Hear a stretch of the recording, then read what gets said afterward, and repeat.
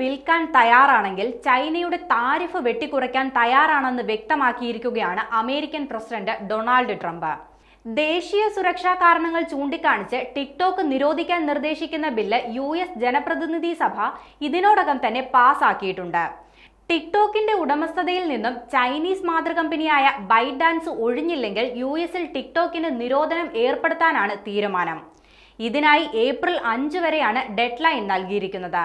ഇതിന് പിന്നാലെയാണിപ്പോൾ ടിക്ടോക്ക് വിൽക്കാൻ തയ്യാറായാൽ ചൈനയുടെ താരിഫ് കുറയ്ക്കാമെന്ന് ട്രംപ് വ്യക്തമാക്കിയിരിക്കുന്നത്.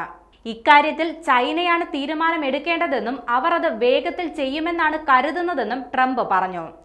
US നിർദ്ദേശങ്ങൾ അനുസരിക്കുന്നതിനായി താരിഫ് എന്തെങ്കിലും കുറച്ചു കൊടുക്കാൻ തയ്യാറാണെന്നും അദ്ദേഹം കൂട്ടിച്ചേർത്തു. എന്നാൽ ട്രംപിന്റെ പരാമർശങ്ങളോട് ടിക്ടോക്ക് ഇതുവരെ പ്രതികരിച്ചിട്ടില്ല. ടിക്ടോക്കും മാതൃകമ്പനിയായ ബൈഡാൻസും ലൊക്കേഷൻ വിവരങ്ങൾ ഉൾപ്പെടെയുള്ള സെൻസിറ്റീവ് ഉപയോക്തൃ ഡേറ്റ ചൈനീസ് സർക്കാരിന് കൈമാറുന്നതായി അമേരിക്ക ആശങ്ക പ്രകടിപ്പിച്ചിരുന്നു. ടിക്ടോക്ക് പ്ലാറ്റ്ഫോമിലൂടെ തെറ്റായ വിവരങ്ങൾ പ്രചരിപ്പിക്കുന്നതായും US ആശങ്കപ്പെട്ടിരുന്നു.